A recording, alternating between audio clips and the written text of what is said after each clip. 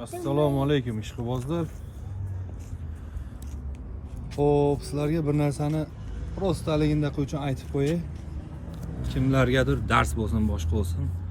Xo'rozni chaqirtirgandan keyin pulini tashamaguncha hech kimga hech qachon xo'rozni berib yormanglar. Hech qachon. Bu mana Qozog'iston Respublikasi chegarasigacha olib kelingandan keyin tani joni soppa-sog' holatda biz topshiramiz. O'sha o'tkazuvchi odamlarga soppa-sog' tekshirtirib egasiga ko'rsatib o'tkazishga pulini to'laymiz yoki u odam o'zi to'lab oladi. Uni kelishuvda bo'ladi. Lekin o'tib ketgandan keyin u yog'iga siz bilan biz qanday javobgar bo'lishimiz mumkin? Buni pulini to'lamas ekanda o'tkazib berar ekanman, qo'liga yetib borgandan keyin to'larimish. Bunaqa bo'lmaydi savdo. Xullas, Gerakl o'zimizda qoldi. Sal qolsa hozir o'tkazib yorardik, balki kuyarmi degan.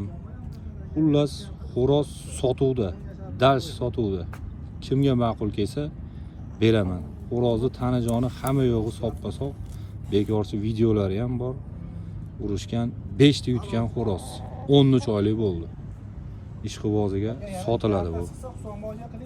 5,5 kiloda Qozog'iston chegarasidan 300-400 ming pul hech narsa emas, avratni qaytarib olib ketaveramiz.